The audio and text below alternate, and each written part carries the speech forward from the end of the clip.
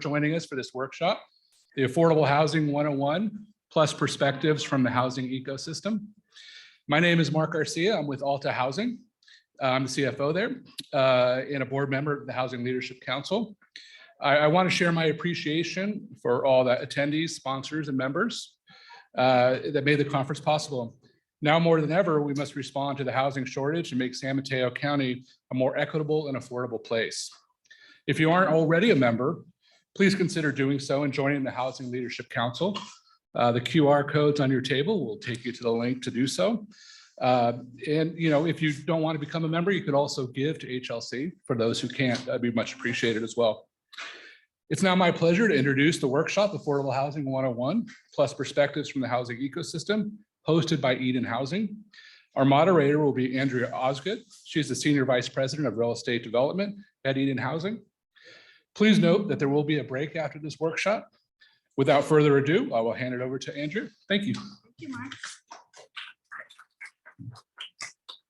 Okay, good afternoon. Here I am again, and thank you for joining us for this panel. I'm going to start with a couple of really quick slides establishing some basic terminology, because if you spent much time in the housing tribe, we get wonky quickly.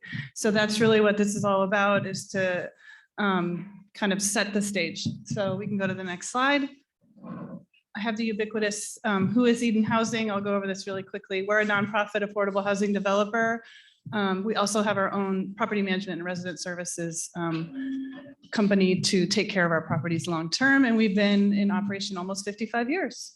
So next slide. I just talked a little bit about that, but next slide. So let's talk framework. He can go. What is affordable housing? Because people throw that term around a lot, and it's always good, especially if you're getting into details, to stop and pause and ask people what they mean. And generally there's three basic buckets. There's rental housing. And a lot of times people think about public housing, which is generally owned by housing authorities. And they think that's what affordable housing is. It's public housing. But there's lots of other kinds of affordable housing. So let's keep going. There's also stay there. There's also privately owned 100% affordable, which is very similar to what Eden and many other developers do. So we are a standalone private nonprofit entity. And then there are also often is called below market rate units, or BMR units, that might be built by a larger market rate developer, your Saris Regis's and similar kind of organizations, where they will have a market rate development, but have a few units in that larger building that are called BMR. So that's sort of the rental affordable housing and where you might find it. I can't move on without talking about Section 8 housing, which is really about rental assistance, because you'll often hear about Section 8 housing at the mic, or if you're out talking to community members. It's not a type of housing. It is a subsidy program. It is essentially a voucher that housing authorities that are funded by HUD give to people who are out in the market looking for a place to live. And it's just a way that the rent is paid. So any home, apartment unit that is on the rental market could be Section 8 housing. So it's just a really important thing to know, especially if you're out in the community talking to folks. Also, home ownership. There is affordable home ownership. People know this really well by the Habitat for Humanity and other kinds of programs. Okay. I want to talk a little bit more deeply about rental housing, since that is what Eden does and really is a lot of what HLC advocates for. We see three basic project types: large family or workforce housing, senior, that's typically targeting households age 62 or older, but it can also be 55. And then the last bucket really captures a lot, but special needs or a PSH, or permanent supportive housing rental type. And that can really be targeted to a number of different populations. We see a lot of veterans housing, but also housing for people with intellectually and developmentally disabled populations, or homeless, or people who are at risk of homeless. Those are just some examples of special needs or permanent supportive housing types. Okay, so typical executions, we'll do a standalone. That's where there's a building and the entire building is affordable housing, except for, of course, the manager's unit. And Eden does a lot of this. It is actually exclusively what we do. We do also do a lot of side-by-side where you might have a whole master plan community that has thousands of units and a certain number of affordable. And you might have one block that's affordable and the next block is market rate. I'll call that side-by-side. And that's another execution that we do a lot, especially in partnership with home builders. And then finally is an integrated, and I talked about that earlier with the BMR model, where somebody's building a larger community and they're just sprinkling units throughout that project. Okay, we can go to the next slide. Okay, this is where we get really wonky. AMI, 30% AMI, what does that mean? So AMI stands for area median income. It is essentially somebody does a calculation at HUD and says everybody in this county generally makes about this much money. That's the 100% AMI. And when we're working in partnership with government entities and funders, they want to ensure that we're renting to a certain band of the community that's having the hardest time finding rental units in the market. And the way we figure that out and the way we craft those restrictions and the deed restrictions that are on the land is we say a certain number of these units are going to serve somebody at 30% AMI or 50% AMI. So what does that mean here in San Mateo County? It's also broken out by like the size of your household. So if you were a single person, say a senior, and we had a 30% unit in our building, that would mean we're targeting that household is making no more than $38,000 a year. And the one bedroom rental in this county would be about $1,000. Similarly, if you're looking at a 4-person household, a 30% household in San Mateo County could earn no more than $54,000, and a 2-bedroom unit would cost about $1,200. You can see we extended the math to the 60% household, but that is what AMI means and how it's calculated. This is not on my slide, but I want to talk a little bit about middle income housing or missing middle. Generally, that is talking about the income tranche of between 80% AMI and up to 120% generally. But it's certainly, if you're getting into the weeds and you really want to know, well, what do you mean by middle income housing? That would be what typically I see as people referring to 80% or middle income housing. Okay, next slide. Not going to spend too much time here, but just know, and I think you can tell by who's here today in the room, this work is all about public-private partnerships. We work in partnership with cities and counties, identifying sites. I thought we were all a little worried when redevelopment agencies went away because that was one of the big vehicles that we worked together with. But the good news is even those have been eliminated, we're still working together. So that is a big way that we partner, and every single one of the affordable deals that you'll see are the result of a public-private partnership. Okay, next slide. I want to talk typical timeline, though there is no typical in this world, but the next slide. Really, this is to show that the typical timeline is 3 to 5 years. It can often go way longer than 5 years.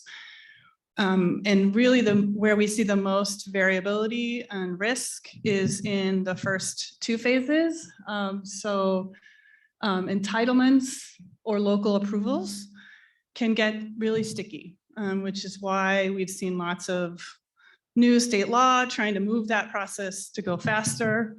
But typically from initial concept, when we start saying, hey, maybe we could do something with this piece of land, to fully approved by the city or agency, you're looking at 1.5 to 2 years. Then once we have entitlements, that's what I call the golden ticket, then we can start going singing for money, because various programs which you'll hear soon, prioritize being approved or more shovel ready. And certainly the state does in all of their programs. You will not be anywhere near competitive for any state money without your entitlements in hand. And that can take at least a year, but sometimes more depending on how many funding opportunities are in a given year. Okay, so I think that's mostly what I wanted to talk about there. We can go to the next slide. I can't leave you without showing you an example of a project that we were working on. And this is actually one of those that's a huge public-private partnership. This Light Tree Apartments was a property that we inherited from Citizens Housing when they had to close their doors. As in about 91 units in East Palo Alto. And we were lucky enough to work in this wonderful county that has a lot of resources and had a great partnership from the both the city and the excuse me county that gave us the funding to make this possible. But we were able to selectively demolish some of the existing townhomes and double the number of homes on this one piece of land. Super amazing, because when you think about San Mateo County, we all know that land is a very precious commodity and we can't make more of it, sadly. And so this was a really great property that's almost done. We can go to the next slide to see a great action shot. So this is it under construction. You can see some of the existing older townhomes right there in the middle, kind of surrounded by wonderful new homes. Okay, so thank you. And before I get down off the mic, I'm handing it over to Mayor Rick Bonilla with the City of San Mateo, and he's going to give the elected official point of view.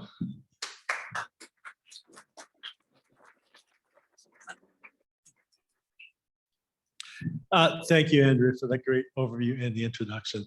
Yes, my name is Mayor Rick Bonilla. Way before I was the mayor, though, I was a carpenter. I'm a union carpenter.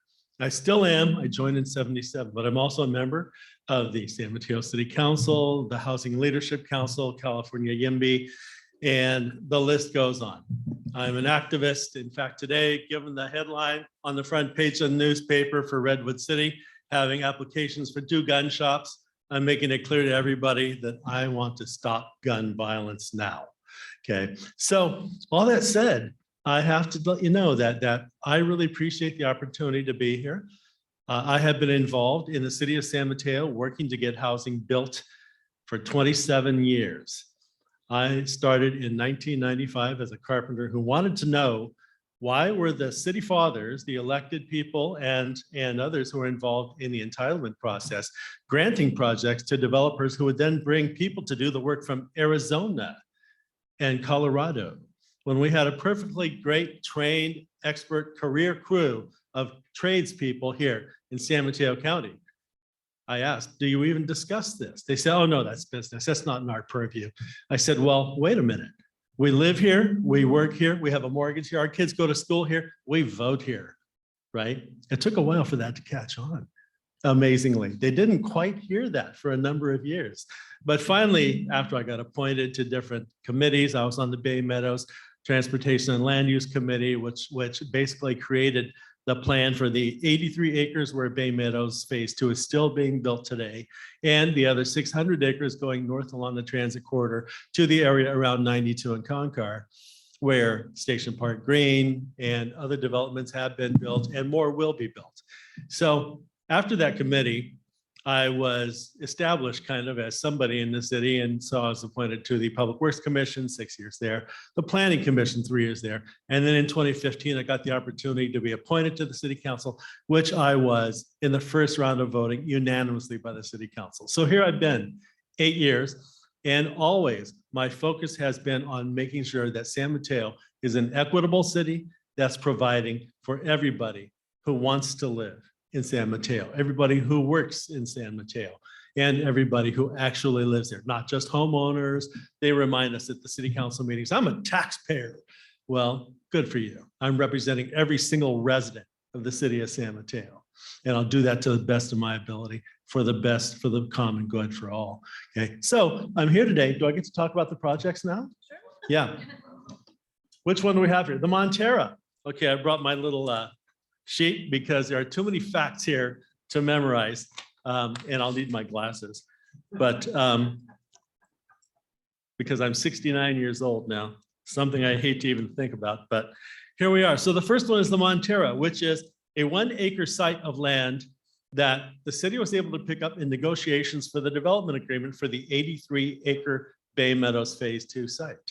We got that acre and we sought, after we got it and had everything, all the entitlements, you know, I mean, we owned it, right? Then we sought an affordable housing development and we ended up with Bridge Housing. And Bridge Housing, we had on that 1 acre the ability to build 68 units. So we sought to have a diversity and all affordable, by the way, every single unit affordable, which is exactly what we want. That's why we asked for that acre. We wanted to put 1 acre's worth of as much housing as we could get there. So let me talk first about the fact that 62 acres there, and the breakdown for the affordability is 14 units at 30% AMI, 36 units at 50% AMI, 17 units at 65% AMI, altogether 68. And then we have the types of units. So VASH, it's the Veterans Affordable Housing Voucher, 12 of those units. Section B vouchers, 34. We have city, I guess, residents, I don't know, live, work, 17 it says, but important here, homeless. We have 4 units for homeless people. So I know we have veterans, we have homeless. It's a great mix of people who just otherwise have a tough time finding any housing at all in the ultra expensive San Mateo here in our really high cost of living county. Next, I want to talk about Bay Meadows. I mean, I'm sorry, this is in Bay Meadows. I want to talk about the Kiku Crossing. Could we get the next slide? There we are. Kiku Crossing is a lot that the city bought years ago, 2 lots side by side at the railroad tracks between 4th Avenue and 5th Avenue and on the south side of 5th Avenue, comprised of just a little over 2 acres. So we bought them through redevelopment when we still had redevelopment. Well, it went away.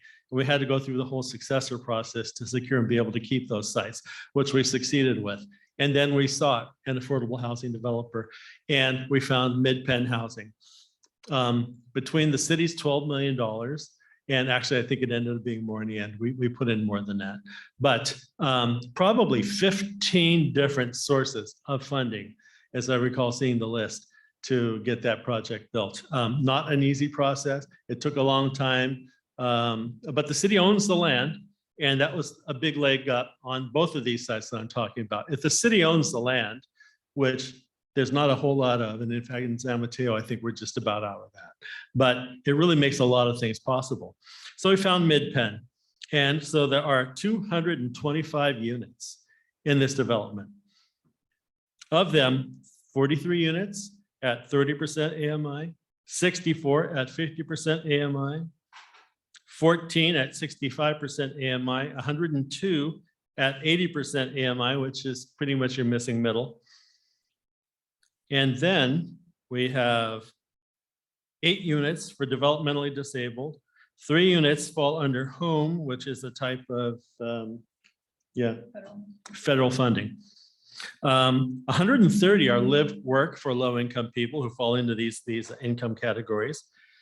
We have 57 for local public employees who don't make enough money to live near where they work. Teachers, everybody. So librarians, you name it, people who need a place to live close to where they work. And 22 for, we're hoping formerly homeless people who will now have a home and be able to stay indoors and have some security. Those are our wishes, okay? I'd like to say that the mix is 65 studio units, 48 1-bedroom units, 53 2-bedroom units, and 59 3-bedroom units. I'm very proud of this. The San Mateo really did a great job. And I want to thank you all for being here. So I'm leaving office at the end of this year. I'm very proud of the work I've done. Well, I've been able to do all the things I've done in the city of San Mateo, but I've done a good job of diversifying myself also. I'm going to keep working on 3 big things: housing, transportation, and climate. And I'm really focusing on climate right now because it needs a lot of attention. Monday night at the city council meeting, we passed extensive reach codes, including reach codes that will apply after January 1st to existing homes in San Mateo. Upon remodel, certain items like the hot water heater and the furnace and some other things will need to be changed to an electric heat pump and other things like you won't be able to put gas piping out into the backyard. You have barbecues and fire pits and all those things because natural gas, we're finding out now, there's an article in the Daily Journal also at the bottom of the page, contains poison. It leaks at almost every joint, every valve. It's a very leaky thing. And we've known that for a long time. But what exactly is in it has only recently been studied. There's benzene, there's toluene, there's a lot of cancer causing elements in there. And many homes actually have higher amounts of this than are allowed under federal guidelines. So we need to get gas. Not only is it that, but it's what it's doing to our climate also. What we're experiencing with climate change is unconscionable. We can do something about it. And I'm here to fight that fight. Thank you all very much.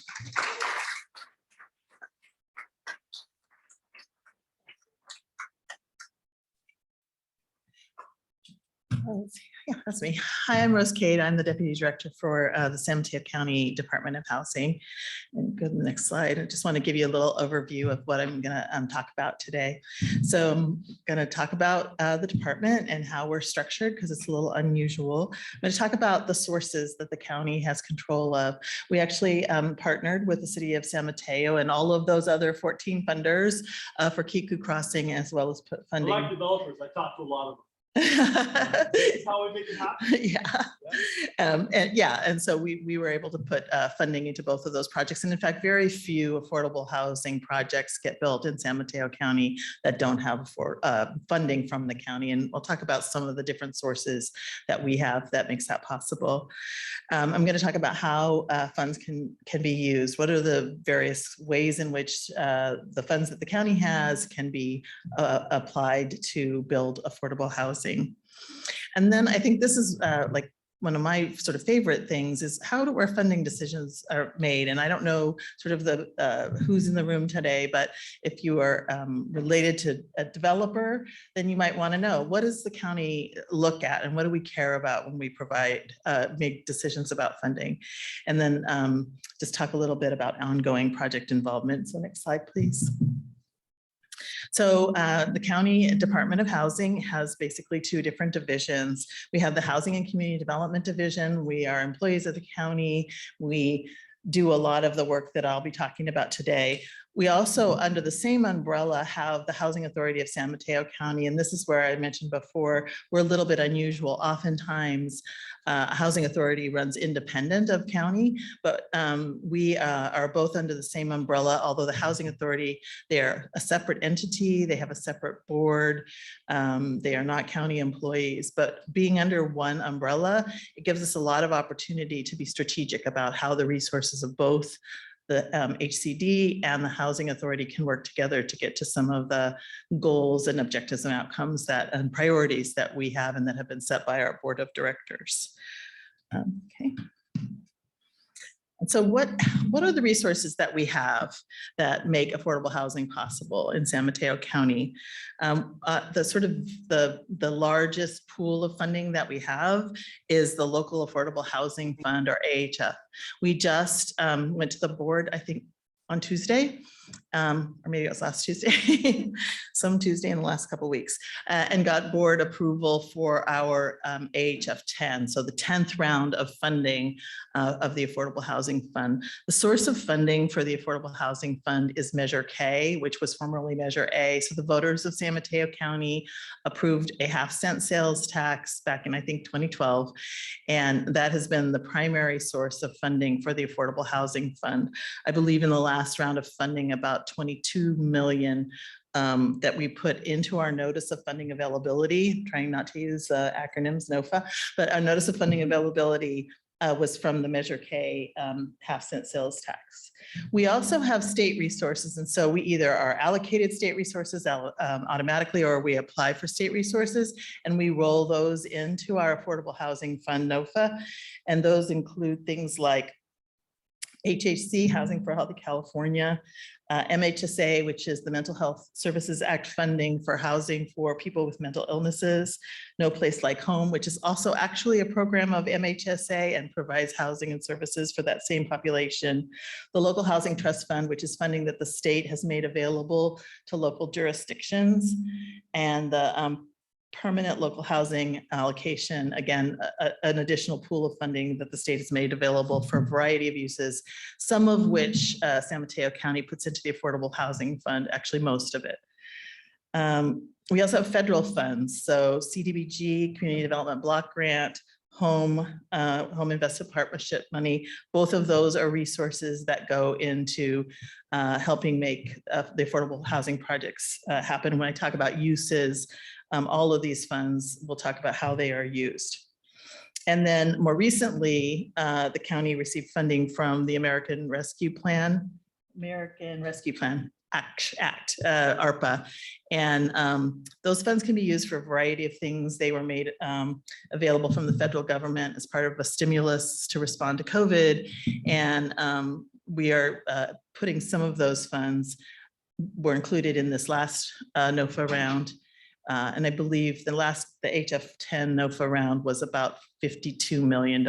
So we leveraged the Measure K, those state funds, and the ARPA funds to get to be able to put $52 million into affordable housing projects in this last round of funding.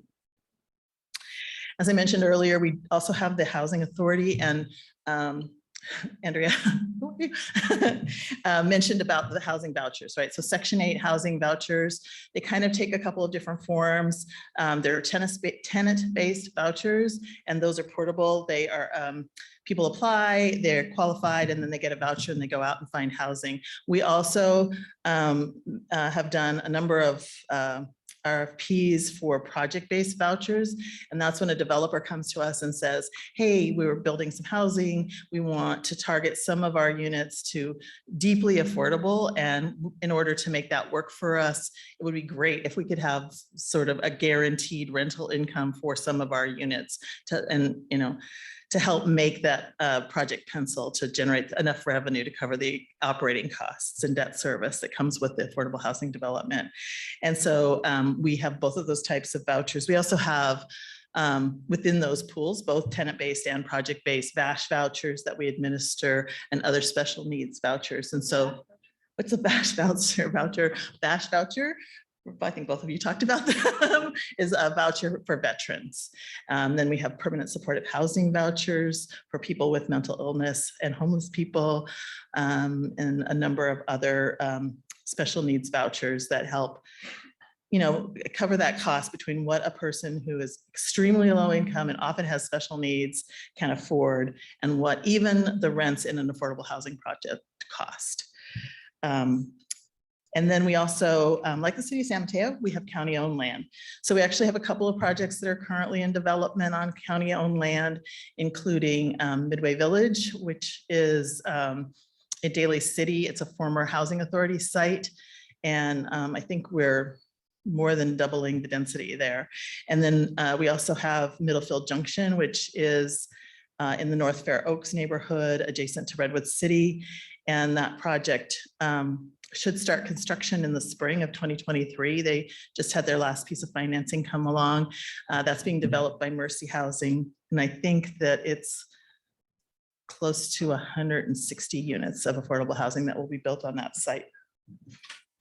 Next slide, please. So how can you use the funding from the county? You can use funding to acquire property. Either HF or CDBG funding can be used for acquisition of land.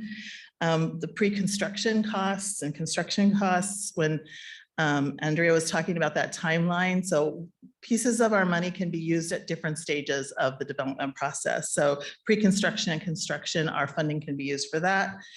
And we structure our loans to a project as what's called soft funding. So it is a loan. It usually has an interest rate of 3%. And the payments back to the county are based on residual receipts, revenue over expenses that we share oftentimes with the developer. And we take those returns that we get on those loan repayments, put it into the Affordable Housing Fund and lend it back out to new projects. So those residual receipts are actually really important. And then during the operations, we will fund a COSR, which is a capitalized operating and services reserve. So once you get it built, it costs money to operate, right? And so mostly that comes from rents, but you can use some of the funding from the county to create a operating reserve. So the fluctuating income and expenses, you have this sort of reserve that can help meet operating shortfalls over the life of the property, usually in those early years. And then again, in the out years. And then we have our rental assistance that I talked about with the Housing Authority. I do want to talk briefly about a new program that we're right in the beginning of, well, we're not in the beginning, we're in the middle of creating a local rental subsidy program. And so we don't have sufficient federally funded vouchers to meet the need for that gap funding, the rental assistance funding. And so we're piloting a program. It's small. It's going to be nowhere near what is needed to meet the need, but it is a little innovative. And I actually am really proud of the ways in which our county is innovative. And so we're in the process of finalizing a term sheet. We're sharing it with some of our development partners and stakeholders. We'll be taking it to the board in a memo next week. We received funding authorization from the board, and we hope to launch that program in the spring of 2023. So more will be revealed. So our funding, in addition to new construction, which has kind of been the filter that I've been talking about today so far, we do make funds available to preserve affordable housing. And so we don't want to, on one side, invest in new, and then lose stuff as it ages. It loses its financing, it loses its restrictions. And so we also provide funding to preserve affordable housing. We provide funding for the very small pool of homeownership projects that Habitat is the primary builder of homeownership projects, in affordable homeownership projects in San Mateo County, and we provide funding for those projects. And as I mentioned before, we're trying to figure out other ways in which to utilize the ARPA funding in addition to as development capital. Are there other ways in which that funding can be used to make housing affordable, to provide for services so people can remain stably housed and things like that? Next slide. So how do we decide who to fund and where we put our scarce resources? So I know 52 million sounds like a lot of money. I believe we were oversubscribed by twice as much demand as we had supply. And so we have to make hard decisions every year. And one of the things that we talked about was shovel ready, right? So that's one of the things that's important. It's like, is our money going to make the difference between this project happening this year, next year, or in 5 years? We want to be able to help those projects get to the finish line, have everything they need in place to go get some of that big state money to finish things up and to get going. And so project readiness is really important. We are really interested in deeper affordability. We like mixed income projects, but we want to see that the people who are most at need are getting the housing that they need to be able to live in San Mateo County. And in particular, we have a preference, a requirement actually, that a certain percentage, 5% of the units be set aside for people who are homeless. As you may know, the county has made a commitment to reach functional zero for homelessness, which means that every homeless person in San Mateo County who wants a place to sleep will have a place to sleep. And we've invested a lot of money in the development of new non-congregate shelters. We have a couple of hotels that we purchased with the Home Key program. We have a new navigation center that's under construction. But those are meant to be temporary solutions. And what we need is to make sure that when people are stabilized by having a bed and not sleeping on the street, they have a place to move to. And so that's why we have this high priority for providing funding for homeless housing. We also, as I mentioned before, we have all these different pools of funding, both on the HCD side and capital, as well as on the voucher side that targets people with special needs. And so that's another thing, is like, is this developer willing to get to deeper affordability, put aside more homeless units than we require, and will they house some of the people that we have funding for by targeting those special needs populations? Relationship is really important. Like, we really want to know the developer, the team. We want to know about the project. We ask people to come in early and tell us what they're thinking. We want to be a thought partner. Like, what would make sense on this site? What would make sense given the resources that we have and what the needs are that we see are important in this community? And so, and our relationships are not just with the developer. We also are really wanting to work in collaboration and partnership with all of the cities in San Mateo County who have resources of their own. They have funding, they have land, and they have often the political will in cities like Great Redwood City and San Mateo County, or City of San Mateo, sorry, to make these projects happen. And so we want to be a good partner to the people who are working to address the same kinds of housing issues that we are interested in addressing. One of the things that's really important to us is leverage. We want our money to leverage other funding. And so we highly encourage our development partners to look to the state. Low-income housing tax credits are one of the biggest funding sources, and obviously we want to leverage those, but all of that state money that comes from local taxpayers, we want some of that to come back to our county. And so we encourage people, we'll sit down and talk to them like, oh, it looks like you'd be eligible for ASIC, which is, I believe it is ASIC. It's state money. It's important for climate change. But for projects that would be eligible, we want developers to be, work at it, to try and get that money. And it's not easy. It's hard. Every single program is competitive, but like, when we see leverage, we know that this developer is really trying to make our money stretch as far as it can. And so leverage is really important to us. And then, as I mentioned before, project readiness.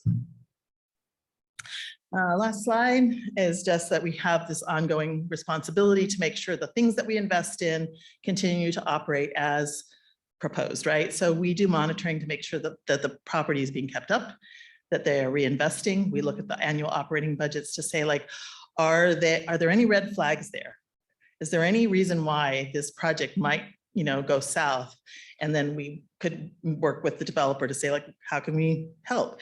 And and then we look at the rent rolls. Are they really providing housing to the people that they've promised us? And in fact, there's a regulatory agreement that's recorded that they promised us will be housed there. And so we're there for the long haul, I guess. And I think that's it for me. I'll turn it over to you.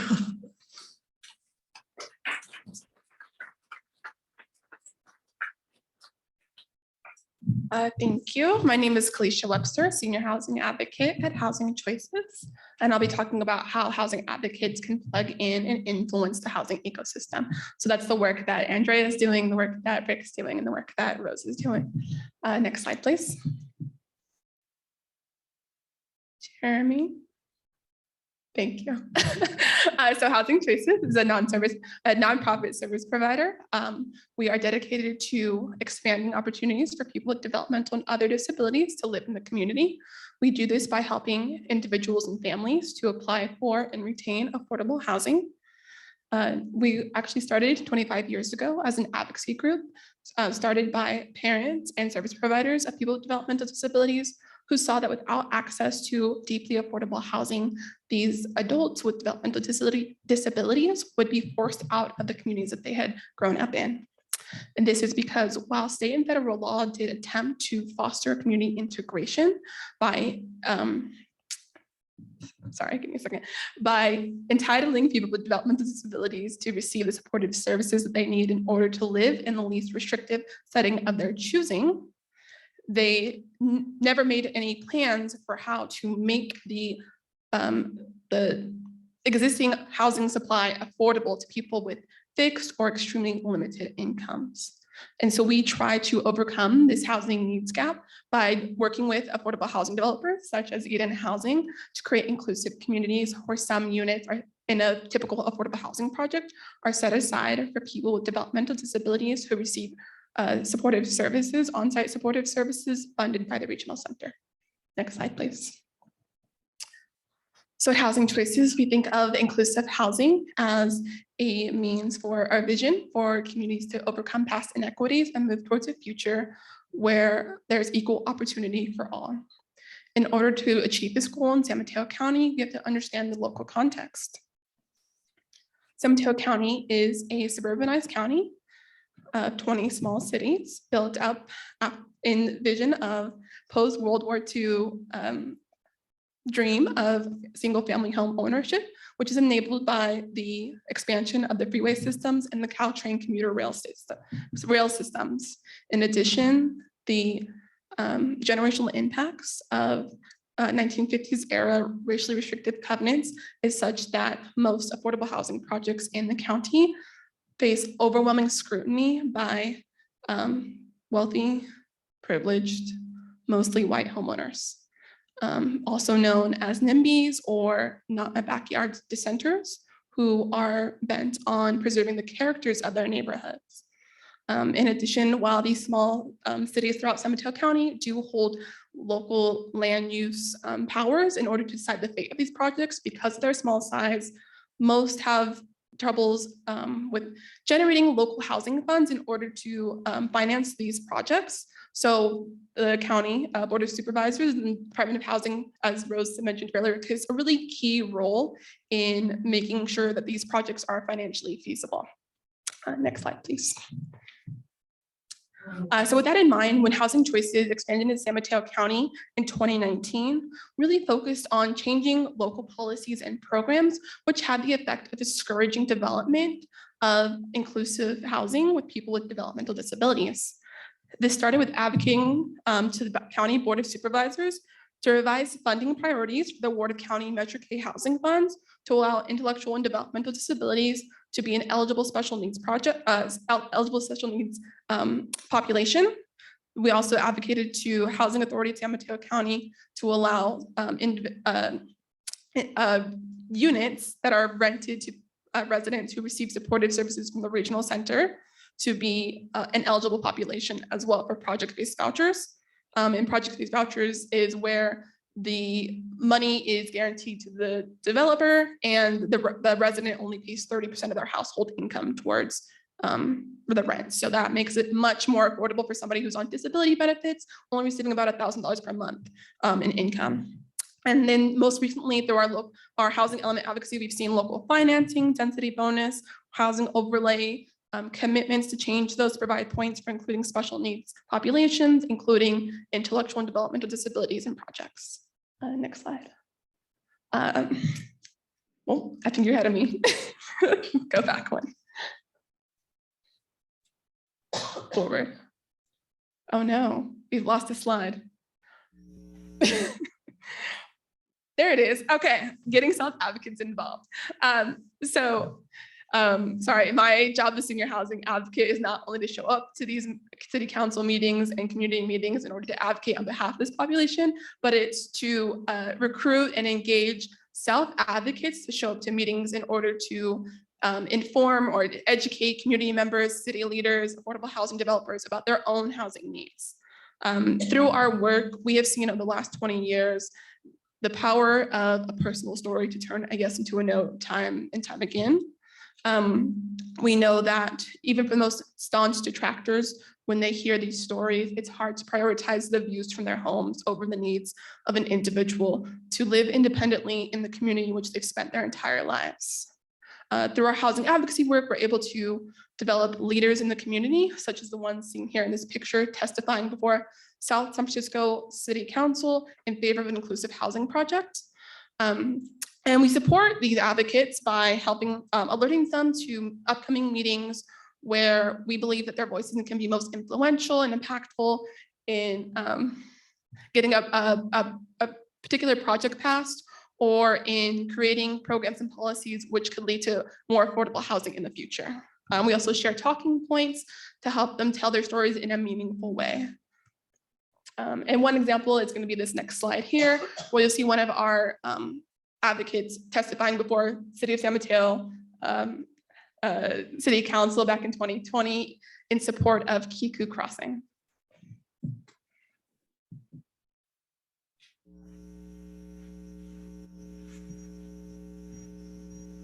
Uh-oh, maybe it won't work. You can begin as soon as you unmute. Good evening, Mayor Gothels, Deputy Mayor Rodriguez, and council members. I am Nicole Adler, and I'm an advocate for equal rights. I have a housing voucher. I live with my mom in our family home. I love my mom, but I do not want to live with her. She can be a little controlling, and I want to be independent and make my own choices. Housing Choices have been working hard to ensure an inclusion commitment to the downtown San Mateo Opportunity Sites development.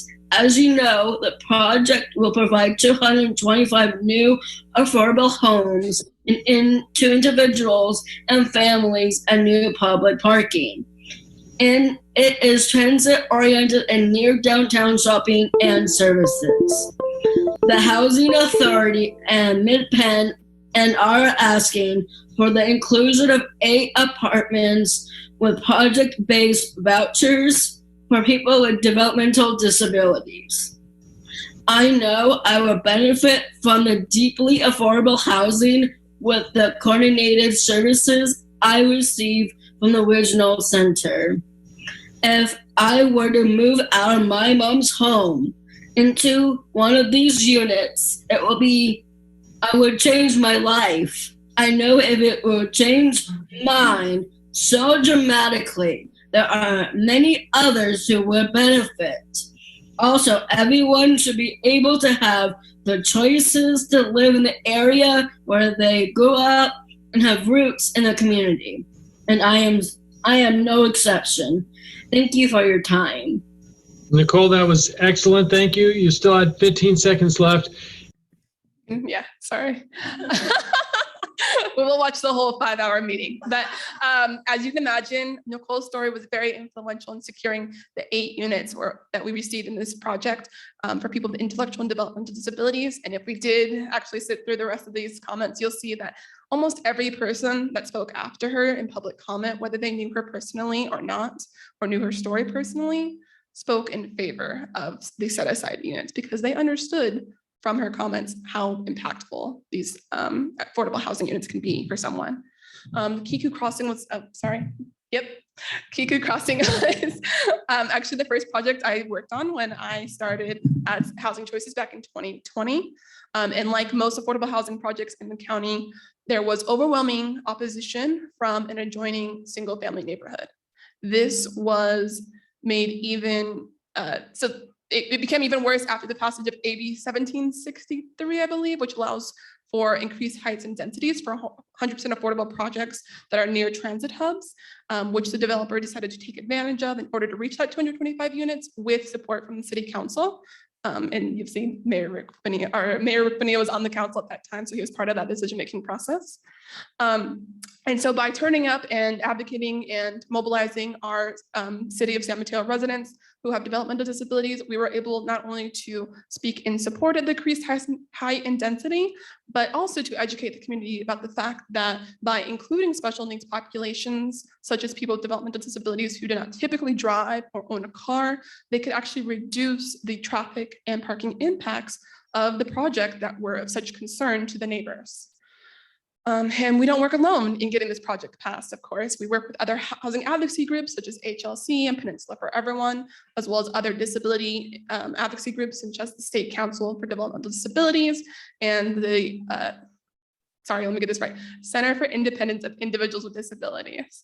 Even because of our advocacy with the Housing Authority in years prior, we were able to secure 8 project-based vouchers for our residents, meaning that it's available to someone who has a limited or a fixed income. And this is a huge opportunity, and we're so excited to be part of this project. It broke ground finally, speaking of timelines, it was approved in 2020, broke ground earlier this year, and we hope to have residents moving in by 2024.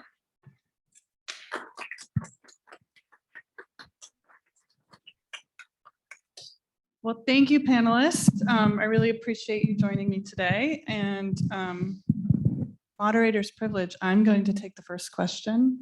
And I'm really going to relish in putting Mayor Bonilla on the hot seat because that's normally, roles reversed. As a developer, we spend years before our projects come to you for hopefully a yes vote. And we spend a lot of time worrying about, counting to whatever, 3, 5, whatever the number is we need. And I'm just wondering, what do you do to prepare yourself for that night? And, think about when a housing of any kind really is up for a vote. Well, thanks for that great question, because I do work hard to prepare for that night. I do a lot of work meeting with advocates, talking with everybody who's involved in the process. I observe the Brown Act with my council members, but I do talk to at least one council member so that we can have some coordination and have a little bit of a concerted plan going forward. But the real work is with the Housing Leadership Council. It's with the people in the neighborhood who support and or oppose. It's with the planning commissioners, who I'm also careful with the Brown Act, but and it's with all the parties who are concerned, listening to the other groups who are looking for affordable places to live. And it's important to recognize that all affordable housing, and I said I love developers. My favorite developers are the affordable housing developers, okay? But we need the other developers because in San Mateo, we have an inclusionary ordinance, right? And we need more market rate housing if we're ever gonna actually get real affordability.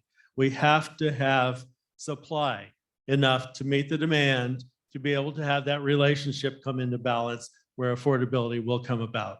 But the all affordable buildings are most important, and that's what I work on, with as many groups as possible. And I want to add, a city council member who's working to try and get housing built has to look at every single aspect. You have to look at your general plan. In San Mateo, we're redoing that right now.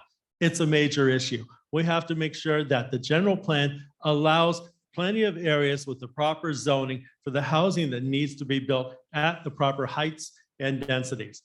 The housing element, you heard mention of that earlier. It's critical.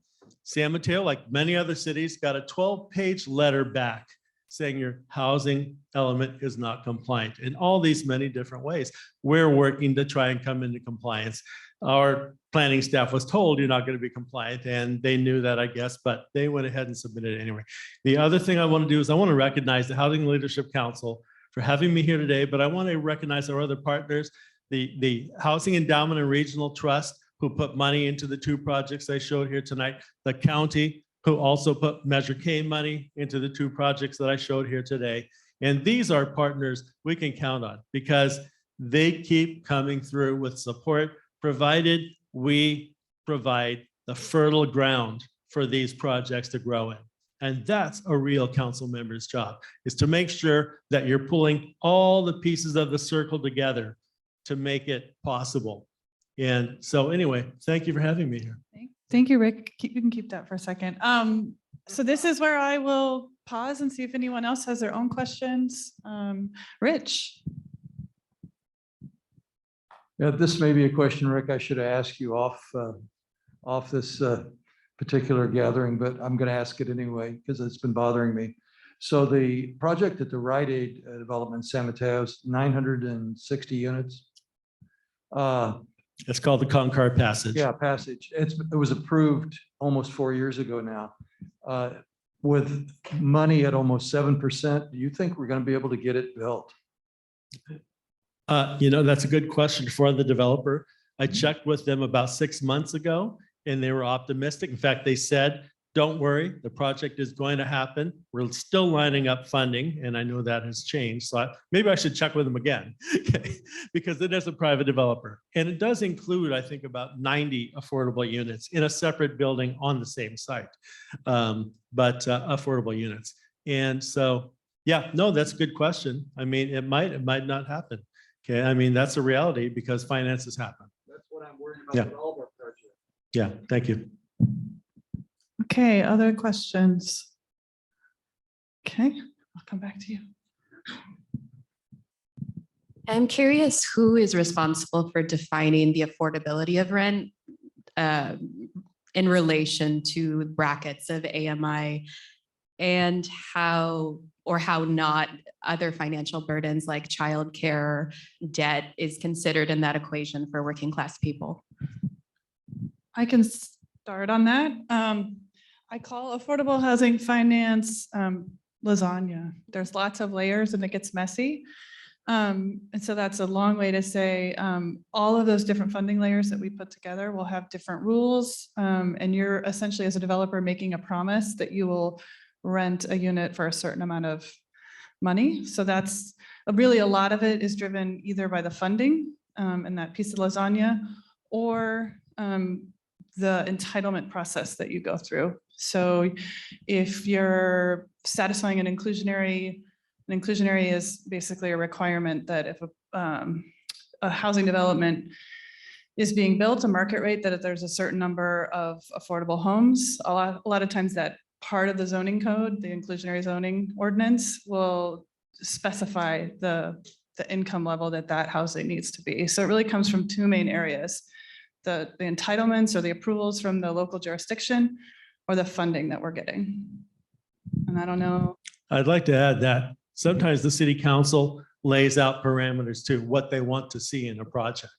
And so then I think the affordable housing developer seeks the funding that will enable that to happen. But it has a lot to do with basically, I mean, things as simple as how much land is there compared to, all the other needs in the community. Certainly, childcare is one of the most important things that we need to be taking into account when we're building any housing. So, yeah, thank you. And then, I don't know, you could pass that to Rose. Rose, can you talk about how income versus other people's obligations might calculate into that? I think, I mean, it's arbitrary to a certain extent, right? Because I think there's just been this sort of standard that says if someone can have a rent that is no more than 30% of their income, they should have sufficient income to cover the other expenses of living. And so that's just kind of been an industry standard for a long time. And that's why I think when we look at a project, we want to look at like more affordability, deeper affordability, because people do have other obligations. And, I'm actually curious, and this is not a question I can answer, but is the 30% too high? Because all the other costs of living have gone up. But I do think when the income certification process is sort of a prescribed process that comes from the various funding sources, and what's allowable to not count is income, to take out of that. But we just kind of live in a world where those decisions have been made primarily by HUD. Actually, most of us use the HUD sort of income and rents guidelines as the rule of thumb for affordability. So I think that's. Yeah. Yeah, I'm just going to add on that housing advocates also have a role to play in deciding what gets built in your city. So of course, your city council, they listen to you. So if you show up, you come to the meetings, you let them know what the community needs, things will change. One great example that's happening right now in Burlingame, Peninsula Wellness District Wellness Community, they had a huge housing project that originally had no affordable housing. And the community said, no, we need affordable housing here. And now there's going to be, I think, 150 units of affordable housing in this project. So housing advocates have a huge role to play in deciding what gets built. Great. And the HLC staff is always organizing voices. Yeah, this question is more for the nonprofit developer. With any project, you need to cobble together various funding from a variety of different sources. How do you keep track of them? How do you know when to apply for them? And then how do you get a project to pencil? Well, the first answer is that's my job security, because I know all those secrets. Yeah, it's getting more and more complicated. I won't lie to you, though. Just this past year, the state tried to simplify it and streamline it, and we had this whole streamlined super NOFA. we're still waiting to hear if we got funding for the 11 different projects that we submitted. But for the most part, though, we look to 3 different sources. There's 3 legs of the affordable housing funding stool. The first is local sources. So you've heard a lot about that today, like that's county and city support for a project. Then there's state funding as well. And then, so those are all kind of like government agency support. The next leg of the stool is federal support, which is primarily through the low-income housing tax credit, lovingly called LIHTC. It's really funny how that gets written over here. And then the final leg of the stool is just a conventional loan that we'll get from partners like Wells Fargo and others. So, but we're always looking for that first super important leg of that stool is all that soft funding that we get from local, so city, county, and then state. And we have to assemble all of that first before we go out and try and get an allocation of tax credits. So hopefully that kind of answered your question. Anybody else want to Actually, talk about my lasagna? I do want to talk about your lasagna. So I heard one of the questions that you asked was like, how do you keep track of that? And that really is job security. The people that we work with who work in the development community, like they are really good at what they do. And that piece is one of the most important things that they do is they are always scanning to see what are the sources out there. Is this a source that's a good fit? What's the deadline?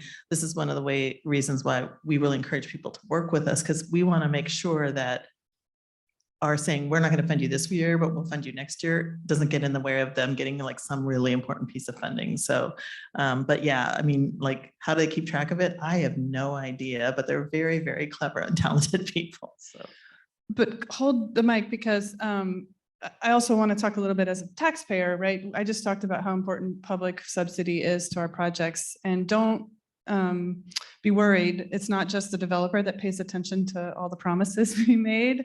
Can you talk a little bit about, regulatory agreements and yeah, I talked a little bit. I was at the end and I was feeling rushed, but yeah. And so we think, and the other funders who provide funding really want to get what we pay for. And so we have usually a regulatory agreement that gets recorded. And so it's of public record. What is it the developer has promised? And then we have monitoring. So as I mentioned earlier, and the poor on-sites and compliance people, they have monitoring that 14 levels of financing. All of us come and monitor. Sometimes we try and do it together, or we might use somebody else's monitoring to give us the information we need. But we go and we look, and we walk around and we look and see what the condition of the property is, because usually they'll say like, hey, we want to set aside money for replacements and it's going to cost us X amount per unit turn and all sorts of costs. Well, we want to make sure that they're actually spending the money that they say that they're spending on those things, and that the physical plant, the property itself is being maintained. It has curb appeal, and it's not, something that the neighbors are going to point to later and say like, we don't want one of those in our neighborhood. So really, like, the upkeep is really important now and for the people who live there, but in the future. So we look at the physical, and then we look at those files and we say like, what was the income? What's the documentation? It's like it's the driest thing ever. What's the documentation that people had to provide to prove that they had, that they were at the income level that made them eligible for this housing? Is everything there? Are all the dots crossed? The I's. Never mind. I'm too tired for that. More coffee. Anyway, so that's how we like really do our hopefully due diligence and stewardship of taxpayer dollars, and holding people accountable for the promises they make. Great, thank you. And I'll just point out as I walk over here, that's generally a 55-year promise to operate the property as affordable. So I had a question about, I'm Julie Shanson. I'm with Bellhaven Action, and we're a small nonprofit in Menlo Park.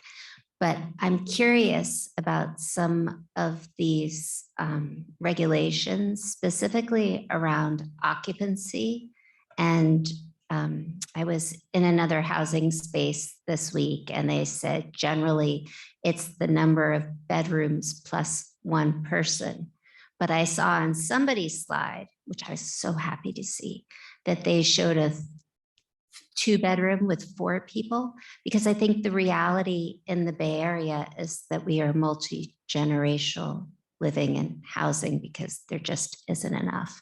And there's not enough affordable housing. Can you speak to this? If you want me to. Yeah.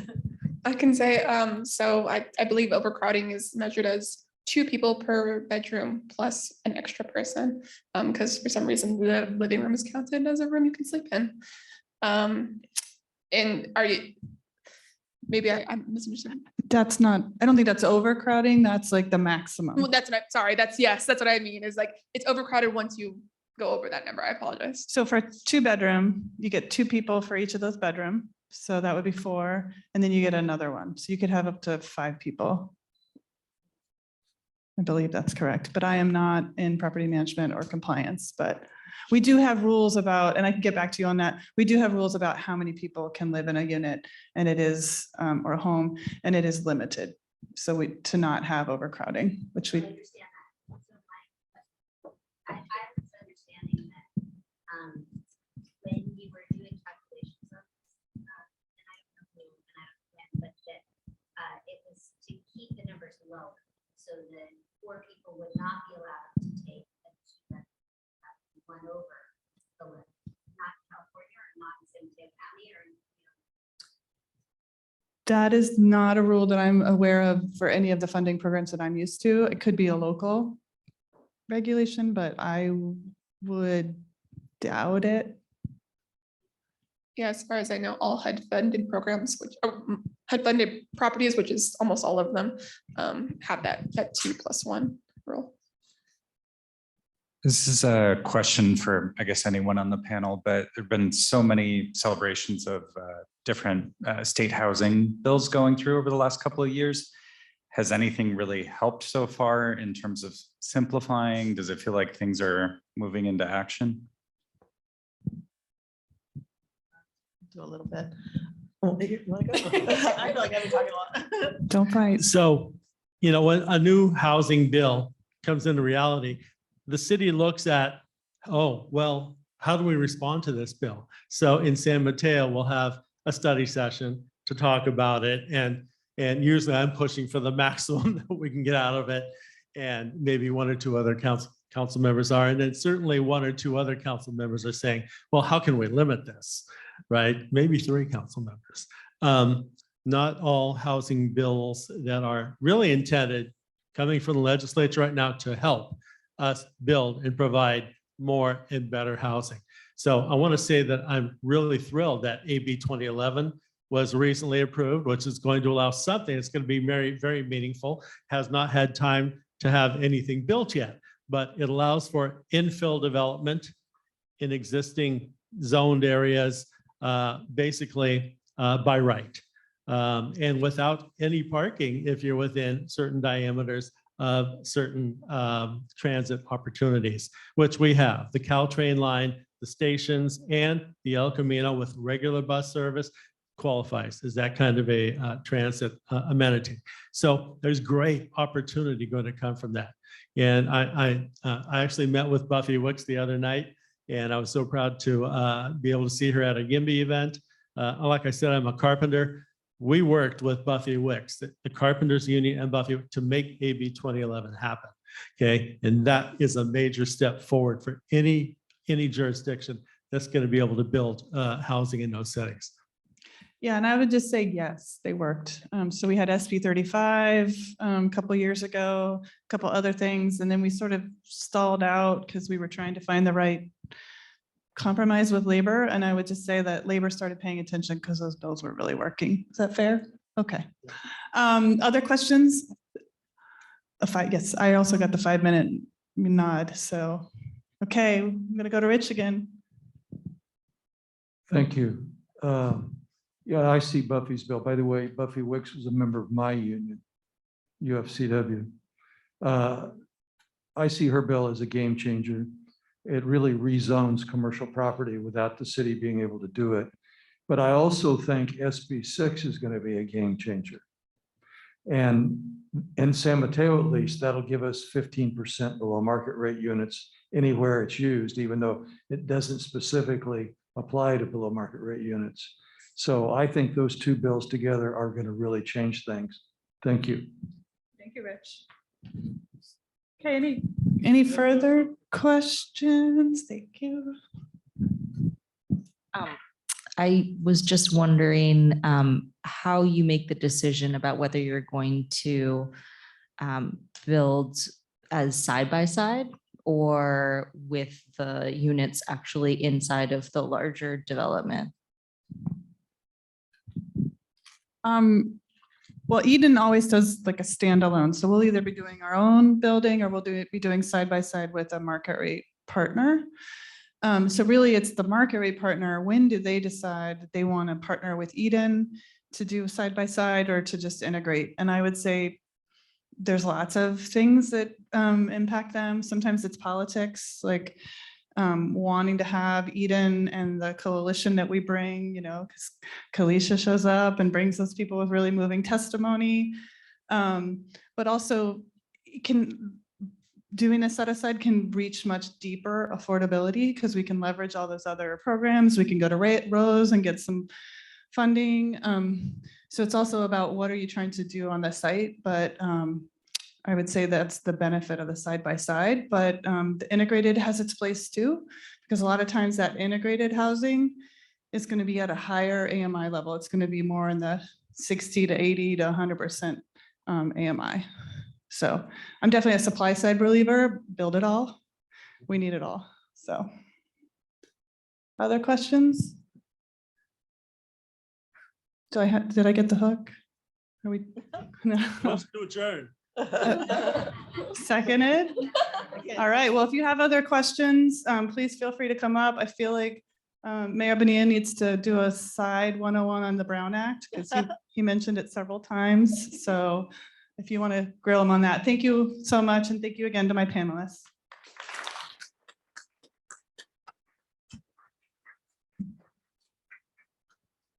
Thank you, sir. Always a pleasure.